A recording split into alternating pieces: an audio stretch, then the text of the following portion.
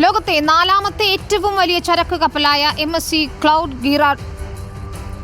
ഗിരാർഡെറ്റ് വിഴിഞ്ഞം അന്താരാഷ്ട്ര തുറമുഖത്തെത്തി. രാജ്യത്തെത്തുന്ന ഏറ്റവും വലിയ കപ്പൽ കൂടിയാണിത്. 24,116 കണ്ടെയ്നറുകൾ വഹിക്കാൻ ശേഷിയുള്ള കപ്പൽ മലേഷ്യയിലെ ട്രാൻസ്ഷിപ്മെന്റ് തുറമുഖത്തു നിന്നാണ് വിഴിഞ്ഞത്തെത്തിയത്. അരുൺ സോളമൻ ചേരുന്നു വിഴിഞ്ഞത്തു നിന്ന്. അരുൺ, 25,000-അടുത്ത് കണ്ടെയ്നറുകൾ വഹിക്കാൻ കഴിയുന്ന വലിയ കൂറ്റൻ കപ്പലാണ് ഇപ്പോൾ എത്തിച്ചേർന്നിരിക്കുന്നത്. എന്തൊക്കെയാണ് ഇതിന്റെ കൂടുതൽ വിശദാംശങ്ങൾ? വിഴിഞ്ഞം തുറമുഖം ഓരോ ദിവസവും ചരിത്രം കുറിച്ചുകൊണ്ടിരിക്കുകയാണല്ലേ?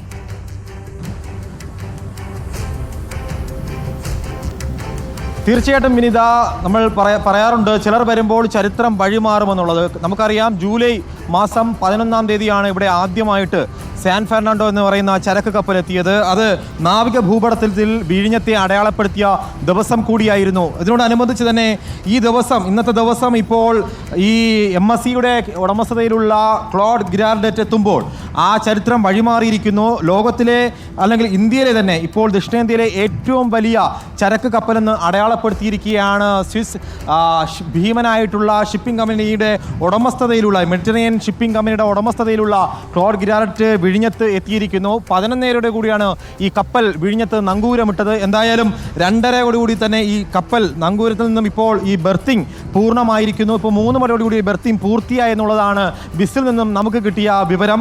എന്തായാലും 399 മീറ്റർ നീളമുള്ള ഈ കപ്പലിൽ ഈ 24,116 കണ്ടെയ്നർ ശേഷിയുണ്ട്, TEU ശേഷിയുള്ള ഒരു കപ്പലാണ് ഇത്. മാത്രമല്ല, എടുത്തു പറയേണ്ടുന്ന ഒരു കാര്യം, വിഴിഞ്ഞം ഒരു 3 പതിറ്റാണ്ട് കാലം ഒരു ജനത സ്വപ്നം കണ്ട ഒരു തുറമുഖമായിരുന്നു. ആ തുറമുഖം യാഥാർത്ഥ്യമായി. ഇതിനോടകം സാൻ ഫെർണാണ്ടോ മുതൽ MSCയുടെ ഈ ക്ലൗഡ് ഗിരാർഡെറ്റ് വരെ എടുത്തു നോക്കുമ്പോൾ 9 കപ്പലുകളാണ് വിഴിഞ്ഞത്തെത്തിയിരിക്കുന്നത്. ഇതിനോട് എടുത്തു സൂചിപ്പിക്കുന്ന പ്രധാനപ്പെട്ട കാര്യം, ഈ കപ്പൽ വിഴിഞ്ഞം എന്ന് പറയുമ്പോൾ തന്നെ സ്വാഭാവികമായും പ്രകൃതിദത്ത തുറമുഖമാണ്.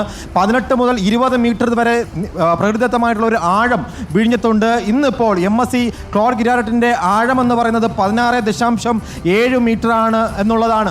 അതുതന്നെയാണ് സൂചിപ്പിക്കുന്നത്. തൊട്ടടുത്ത് കൊളംബോ തുറമുഖം അടക്കമുള്ളവർക്ക് വലിയ വെല്ലുവിളി ഉയർത്തിക്കൊണ്ട് തന്നെ ഈ ക്ലൗഡ് ഗിരാർഡെറ്റ് എത്തുമ്പോൾ അത്തരത്തിലുള്ള സൂചനകളാണ് ലഭിക്കുന്നത്. മാത്രമല്ല, 61.5 മീറ്റർ വീതി ഈ കപ്പലിനുണ്ട്. എന്തായാലും വളരെ കുറച്ച് മണിക്കൂറുകൾ മാത്രമായിരിക്കും കപ്പൽ വിഴിഞ്ഞം തുറമുഖത്തേക്ക് ഉണ്ടാവുക. ഇന്ന് രാത്രിയോടുകൂടി തന്നെ ഈ കപ്പൽ പോർച്ചുഗലിലേക്ക് മടങ്ങും എന്നടക്കമുള്ള വിവരങ്ങൾ ലഭിക്കുന്നുണ്ട്. ട്രാൻസ്ഷിപ്മെന്റ് തുറമുഖമായ തഞ്ചങ് പെലാസിൽ നിന്നും, അതായത് മലേഷ്യയിൽ നിന്നുമാണ് ഈ കപ്പൽ ഇന്ന് പുലർച്ചെയോടുകൂടി വിഴിഞ്ഞത്തേക്ക് എത്തിയത്. എന്തായാലും ഇന്ന് രാത്രിയോടുകൂടി കപ്പൽ മടങ്ങുമെന്നുള്ള വിവരം കൂടി ലഭിക്കുന്നുണ്ട്.